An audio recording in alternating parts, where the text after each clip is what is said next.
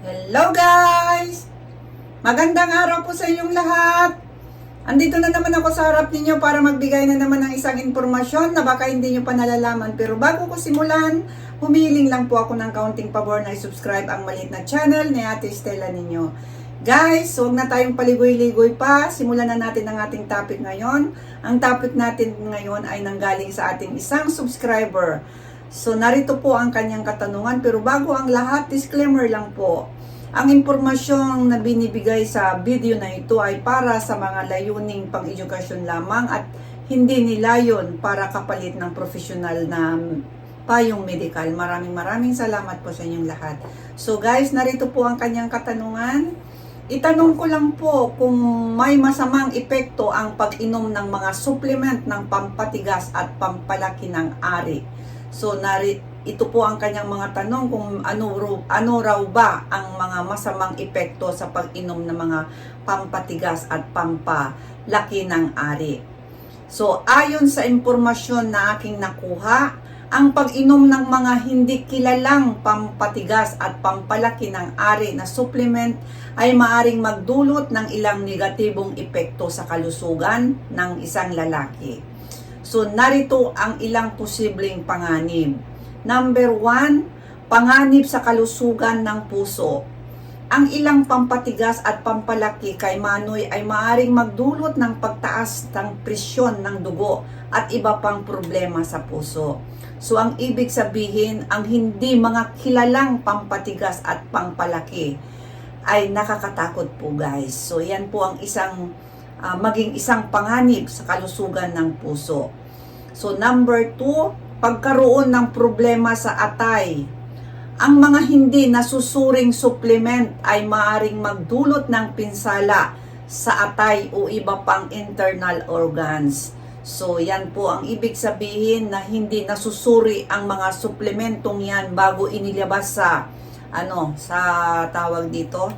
sa pagbebenta, ang ibig sabihin. So, marami pong mga magiging problema kung hindi ito sinusuri bago ilabas, no? So, yan po ang magiging isang dahilan ng pagkakaroon ng problema sa atay. Marami na po akong naririnig nito ng mga ganito, pero hindi nga lang pampatigas. Ibang mga suplemento naman yun, pero meron akong mga naririnig talaga na talagang meron talagang ang iba, yung mga hindi kilala. Ang ibig sabihin dito guys, hindi po lahat guys, yung mga hindi kilala at hindi nasusuri, no? So, yan po yung number 2, pagkaroon ng problema sa atay. Maaaring magkaroon ng problema sa atay. At ang number 3 naman, epekto sa mental na kalusugan. Maaring magkaroon ng epekto sa mood at mental health tulad ng pagkakaroon ng pagkakabahala o pag-aalala. Yan po ang isang magiging epekto. At ang number 4 naman, hindi epektibo. Ito, marami ito. Maaring hindi rin epektibo ang mga ito at magresulta lamang sa pagkawala ng iyong pera, no? Sayang, ibig sabihin, sayang lang yung mga perang pinagbibili natin, tapos wala pala siyang, hindi siya epektibo na mga suplemento. At ang number 5 naman, kidney o bato. Ang mga sangkap sa supplement ay maaring magdulot din ng problema sa bato, no? Kapag hindi ito kilala, hindi nasuri, o ano pa mang mga bagay na kasi pag naglabas tayo ng supplement na ibebenta natin, no, sa merkado, kailangan po yan ng suri. May sinusuri po yan kahit sa atin. Hindi po yan mailabas kung walang lisensya, kung hindi nasusuri, kung walang alam niyo naman siguro yun guys. Yun po ang sinasabi ko. Hindi po yung mga yung mga may mga lisensya, pati hindi po. Ang sinasabi ko po, meron kasing mga taong gumagawa na hindi nasusuri yan ng pamahalaan sa gobyerno na, 'di ba, merong mga tawag doon. So, kailangan mo nang suriin yan kung makakalabas ba yan, pwede ba yang ibenta sa merkado. Hindi ka basta-bastang gumawa ng mga supplement na sige, paggawa mo ngayon, hinalo-halo mo, minix-mix mo lang ng sarili mo. Tapos, binenta mo. Yun ang ibig sabihin ng mga nakakatakot na mga pampatigas. Marami kasi nagkalat ngayon, hindi mo na alam kung merong mga lisensya, di ba guys? Yun ang sinasabi ko, hindi po lahat. Hindi po, kasi meron talagang mga sumusunod sa mga regulatory na tinatawag na pinapaano muna nila yung mga gamot na yan, mga supplement na yan, bago inilabas sa merkado. At ang number 6 naman, allergic reactions naman ito.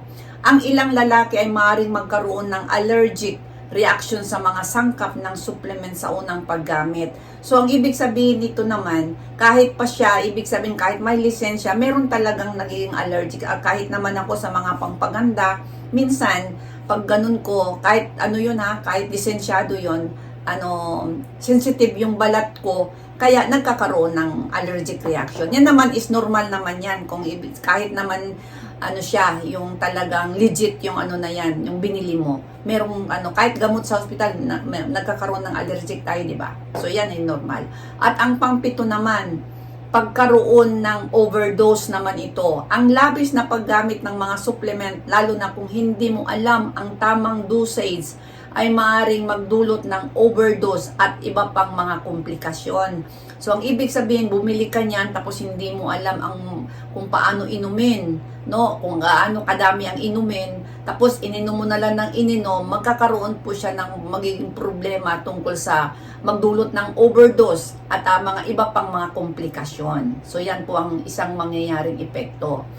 At tawag dito, pangkalahatan naman ito, mahalaga rin kumonsulta muna sa isang doktor bago gumamit ng anumang supplement, lalo na kung hindi ito kilala o wala sa ilalim ng regulasyon ng mga ahensya ng kalusugan. Yun po ang sinasabi ko.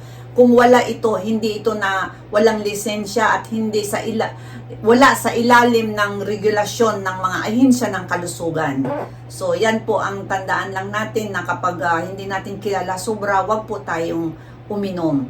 At doon sa nagtanong sa akin, yan na po, nandito na po no, na kapag umiinom ka, siguraduhin lang po natin na nasa ilalim po yan ng regulasyon ng mga ahensya ng kalusugan. Meron po yan, legit talaga yan. Para naman na tawag dito, malayo ka sa problema at sa mga komplikasyon. So maraming salamat sa iyong tanong at ginawan ko na lang din ito ng dahil maganda yung tanong natin. Ginawan ko ng video para na rin pangkalahatan kasi maraming umiinom ng supplement. Umiinom din ako ng supplement, no, hindi nga lang pampatigas dahil hindi na babae ako. Ibig sabihin, yung mga iba-ibang mga supplement na pangpaganda, pangpaputi, yun, umiinom po ako. Kaya lang, yung talagang legit ang pinipili ko. So, ayan po guys, sana nagustuhan nyo ang vlog kong ito ngayon na nanggaling sa ating isang subscriber. Hanggang sa muli, wag po sana kayong magsawang manood sa maliit na channel ni Ate Stella ninyo. Bye-bye!